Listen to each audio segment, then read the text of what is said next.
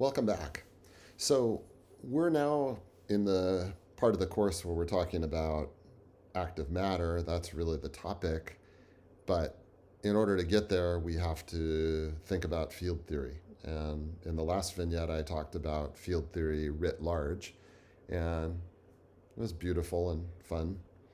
And, it's a huge achievement for the scientific enterprise. What we're going to do now is we're going to talk about elasticity. And it's a great subject. It's great for many reasons. And one of the reasons, I guess, that I find it to be most compelling in a way is that it starts out feeling like it was very specific. It was a thing about springs or about structures and how they deform elastically. But in fact, once you dig into it, it becomes clear that it's more a story about the energetics and the forces for a system in the vicinity of its equilibrium. I would put it in the same category as the work we did earlier on linear stability analysis. It's the same kind of thing. You have a fixed point. You have a stable equilibrium, and then the stable equilibrium is characterized by the derivative of the energy is zero with respect to excursions. That's another way of saying there's no forces. That kind of implies then that the potential energy landscape is going to be quadratic. And that's the thing that I think is very deep and interesting. So the subject is elasticity, and I like this figure because it's intended to show us that there are many different contexts in which elasticity might arise. Like this is kind of the classic example. This is the Golden Gate Bridge, and it's a suspension bridge, and almost everything about it cries out elasticity. Whether it's these particular cables, or these towers, or the span, any of those parts can be viewed from the standpoint of an elastic perspective. Then, down in the lower right, what I'm showing you is a cartoon schematic of the nucleosome, which is a protein DNA complex which is responsible for the packing of DNA in the eukaryotic nucleus. In the upper right, this is kind of the classic cantilever, but at the small scale that's associated with things like atomic force microscopy. And, here I'm showing you the crisscrossing of filaments in a cell. This is a microtubule, the flagella in a sperm cell. There's just all these different venues within which one can think about elasticity. And so that's the topic at hand. Now, what I wanted to do was give you just a little bit of a historical backdrop to this. And so this is actually from the original papers of Robert Hooke. And the kind of thing that he did was to take a weight, as you can see here, and to hang it onto a piece of material and to ask a simple question, which was, what's the relation between the weight and the extension, for example. And I gave a little vignette about phenomenology. Phenomenological is not a dirty word, and this is phenomenological. He observed, basically he observed that there was a linear relationship between force and displacement. So I'll write it maybe in full form like this. So this is some sort of a generalized version of Hooke's law.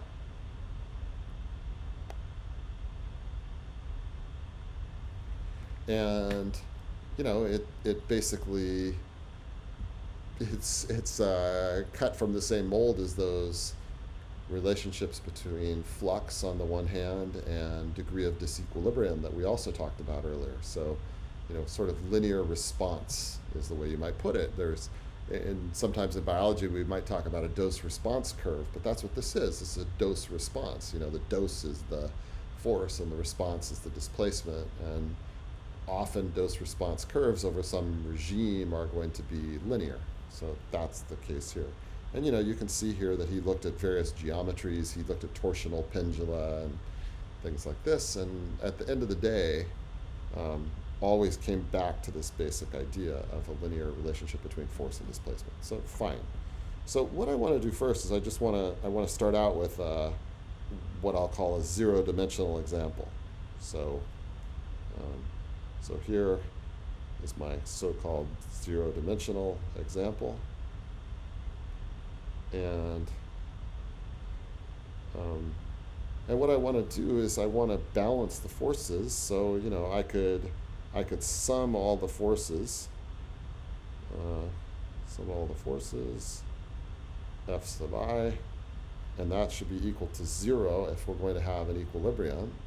And the thing I would say is that the downward acting force, so let's see, the force to the right is going to be due to the weight, and that's mg, and then the force to the left is minus kx minus x0. Let's just make sure we're on the same same page about this. X0 is the equilibrium length. And so if I have displaced only if my x is equal to x0 itself, there's no force. So in other words, x0 is the equilibrium length in the absence of any forcing. And now, I can solve this. So what I get is that mg is equal to kx minus kx0. And so that allows me to rewrite that as x is equal to x0 plus mg over k. So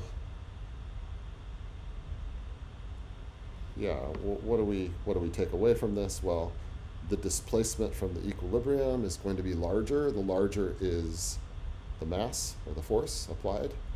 The larger the stiffness, so this is the spring constant, and the larger the spring constant, the less displacement I'm going to get. I mean, this thing behaves as we would expect intuitively. And so this was the force description of a zero-dimensional elastic problem.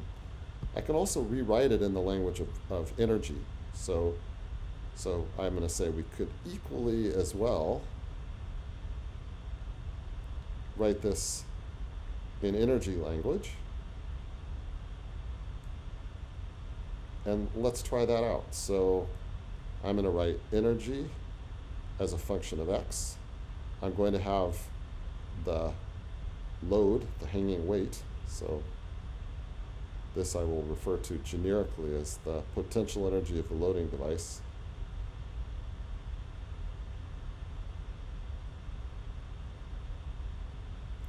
And just to see why that would be the case, the farther this weight falls, the lower its potential energy. And I've chosen the 0 such that when the spring is at its equilibrium length, then I'm going to call that the 0 of potential energy of the weight. And so when the weight falls down, it lowers the potential energy, which is why I have a minus sign here. There's a minus sign that reflects the fact that as the spring is displaced in the positive x direction, the weight is lowered, lowering its potential energy. Then I also write the energy associated with the displacement of the spring. So I'm claiming that this is the equivalent of the force we wrote a little while ago. So this is the potential energy of the spring. Why should that be? Well, the Hooke's law idea, the elasticity idea, we will pass back and forth freely between an energetic description, which is a quadratic function of the displacement, and a force description where we'll find a linear relationship between force and displacement. So this is the total energy, and now we do dE by dx is equal to 0. So that implies minus mg and then plus kx minus x0, and that's equal to 0. And I'm not going to solve that again because that is what I already wrote down up here. It's equivalent to this. It's literally identical. And that's not surprising because the force and the energy are related to each other. The force is the derivative of the energy. So, okay, what about it? Well, by the way, let's take a look at the total potential energy of the system. So the quadratic energy of the spring is shown here. And what you see is that it starts at 0 when the displacement is 0, and it increases quadratically. This red curve is the potential energy of the loading device, and the sum of the two of them is the total energy. And I'm trying to find the minimum, which is right here, which is where the potential energy is minimized of the total little universe. Okay. Now, in one of the great modern things about biophysics is the use of tools like the optical trap. So the optical trap allows us to do things like pull on molecular motors to measure the force extension properties of DNA, to measure the force extension properties of pulled tethers from lipid bilayer membranes, and so on and so forth. And I just wanted to point out, that the potential energy of a bead in the optical trap, at least for small displacements, is a quadratic function, like I show you right here. And so it's a Hooke's law spring, and the stiffness of that spring is something that we can obtain by looking at the fluctuations of the bead, for example, or by putting on a flow and measuring the displacement. I wanted to, just in the spirit of, once again, of this sort of zero-dimensional elasticity, or the quadratic function around an equilibrium position, give you two other examples that will come up later when we discuss sort of biological examples of elasticity of membranes and maybe of filaments. Here, what I'm showing you is a generalized version of Hooke's law, which says that if I want to find the potential energy of a filament, such as an actin filament that's stretched, it will be a quadratic function of the strain. This quantity right here is known as the strain. It's a geometric quantity which measures the fractional change in length. Strain is a dimensionless parameter, and it's a measure of geometry. It's the geometry of deformation. Similarly down here, I'm plotting the change in the thickness. So here's the equilibrium thickness of this lipid bilayer U0. And for example, if these lipids are close to a protein, then they may deform. And so even though the protein, I'm showing you here this protein is sitting here, and what it's going to do is it's going to glue on to the lipid molecules, and so the bottom line is, actually maybe I didn't draw that very well. So maybe what I mean is this is the protein, and then the farther away I get, the lipid bilayer will relax back to its equilibrium configuration, and this thing has a quadratic dependence. So the plan of action, I showed this in the last vignette about field theory. The plan of action is that what I want to do, I've already now done as much as I'm going to do about this example, which is a particle in a quadratic well. So, I'm going to call it a zero-dimensional particle. And what we're going to do in the next vignette is we're going to work out the theory of an elastic beam.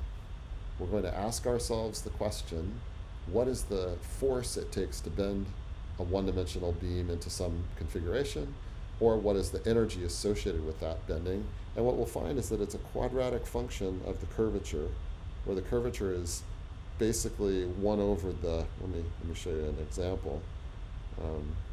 Right here, if I have some deformed material, what I'm trying to do is I try to find the circle that best fits onto the curve at my point of interest. In other words, right here, I might draw this circle. That one would be the one that has the right curvature.